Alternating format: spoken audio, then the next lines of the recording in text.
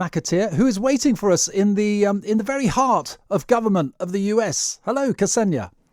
Good evening. How are you? I'm Good very to well. hear. I'm very well indeed. You're in the bunker, no doubt, at the White House. Thank you very much for joining us.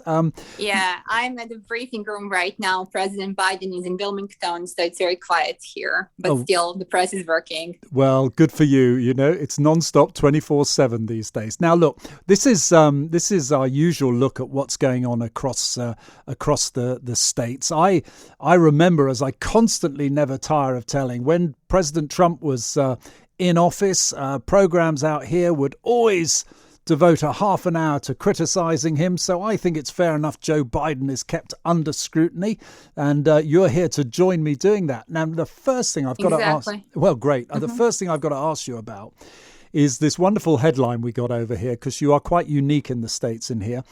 The government nearly shut down again, but this time it was narrowly avoided. Can you explain what that's all about? So, yes, I can explain. So, basically, at 11 hour, President Biden signed legislation to continue the funding for the government. So now it's extended until December 3rd, but the problem is still present. So it's very unclear what is going to happen. President Biden is buying his time, but he's having a very unsuccessful week here in Washington, D.C., because his infrastructure bill was not able to pass. And the progressives want a reconciliation bill with a price tag of $3.5 trillion, which the centrist Democrats do not want to agree on. They want 1.5 trillion. So it's a big dramatic week here in Washington. So if the government shuts down, literally all the staff, everyone employed by the government, has to kind of work for nothing or go home. Isn't it quite dramatic? It is very dramatic, but it's not the first shutdown. We had one during President Trump, if you remember. Sure. So in my experience, it is a little bit of a political showdown, if you will. And I'm sure that at the end of the day, they're going to find a compromise and find a way for the government to be funded. But this is critical because if the government shutdowns, it means that they won't be able to pay the debt. And this would be the first time in history that the United States is defaulting basically on their obligations. Now, if I understand you rightly, they can in law you have a debt limit in the States. And if the US Treasury, if you like, wants to issue new bonds to pay for all the new spending, that has to be authorized by Congress. They have to literally raise the limit of debt you can have. So if they can't do that, does that actually mean, because I just want to make sure I'm not mishearing this, the Americans would not be able to pay their bills and they would join third world countries run really badly, not able to pay their debt? Exactly. And it would be happening for the first time in history that America is now in this situation where they cannot meet their obligation. So it is a problem, but I'm optimistic in a way because I don't think that anyone is going to allow for this to happen in this country. Maybe as a political, momentum just to prove a point, but after proving the point and everyone collapses, I think they're going to work towards solutions. So if it happens, it's going just to happen for maybe a short period of time. Now, something I don't think has got enough coverage is that President Biden, he plans to be able to fine companies that don't mandate vaccines, and the fines could be up to $700,000. So basically, he's going to insist private businesses to have their staff vaccinated, otherwise pay fines. Is it as simple as that? Yes, it is as simple as that, with a provision that unless the employee wants to get a vaccine, he or she has an option to bring a test that is negative on COVID, at least once per week. But what the provision doesn't say, what the mandate doesn't say, is who is going to pay for it. So you have a very polarized situation here in the United States. There has been some pushback. So Republicans, like the governor of South Dakota, he threatened to take Biden to the court over this. And I assume there will be lawsuits coming. Then there are people who are calling this authoritarian and tyrannical measure, very un-American. And then there are lots of companies who are welcoming this move. So it's very hard to say what's going to happen. Well, I think, maybe you can help me understand this, because, in your country, vaccine hesitancy has been so low. You have such a great numbers in vaccination.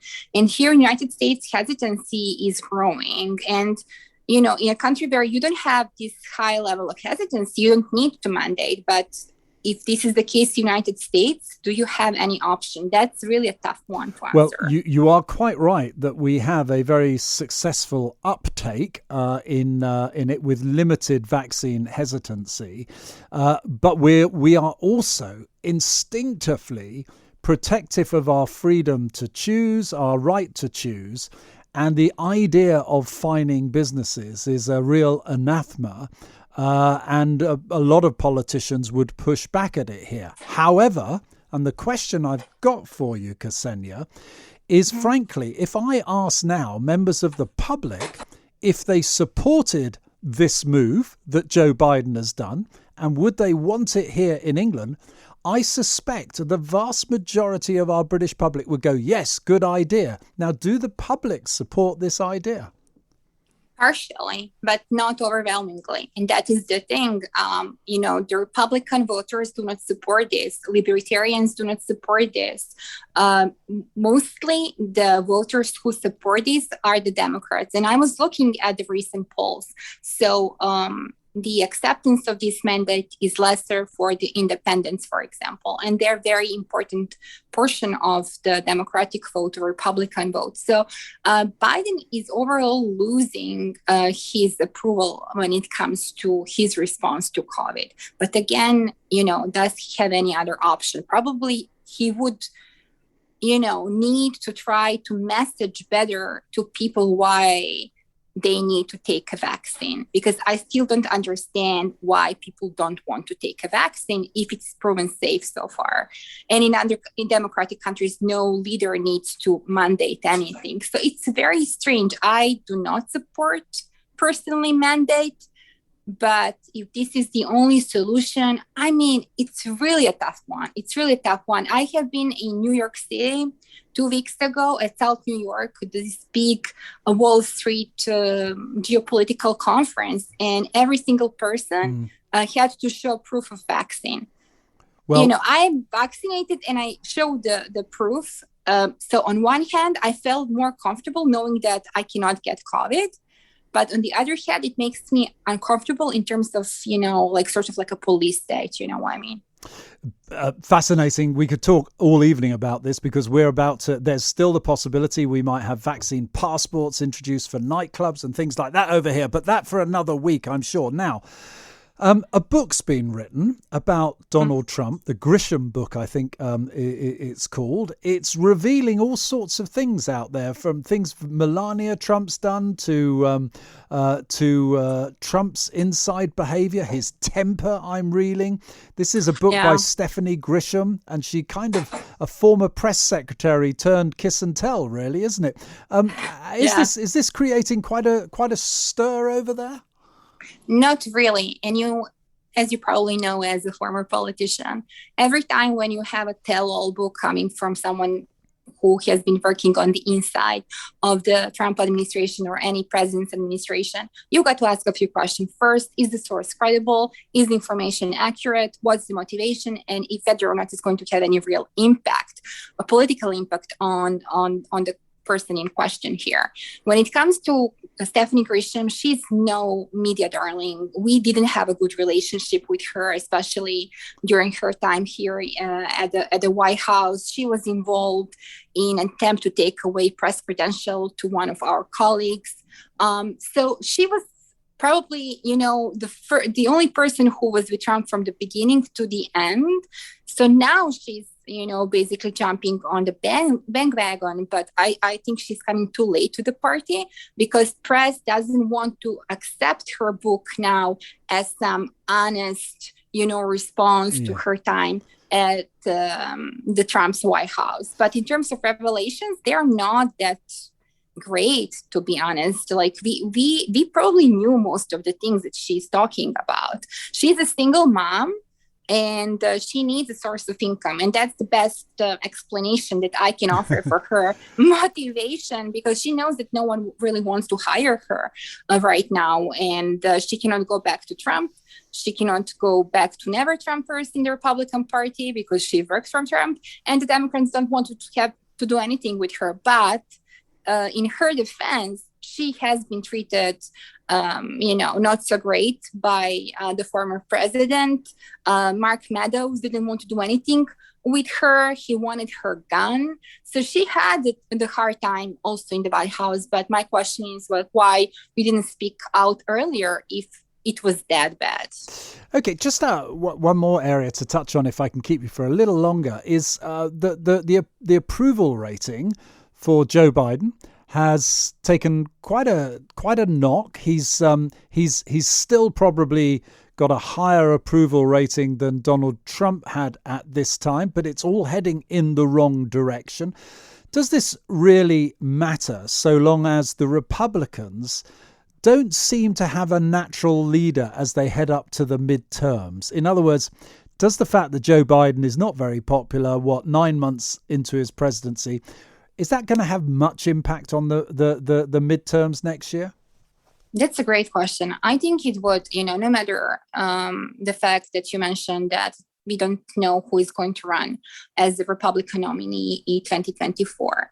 If you look at Ipsos, and I have it here in front of me, this poll clearly isolates all the issues Americans disapprove of Biden over.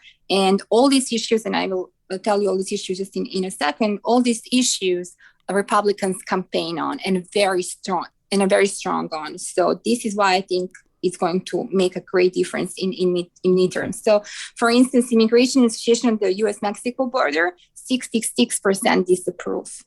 Gun violence, 60% disapprove Joe Biden. Crime, 55% disapprove. Afghanistan, 61% disapprove. And the Democrats have a very bad approval in Iowa.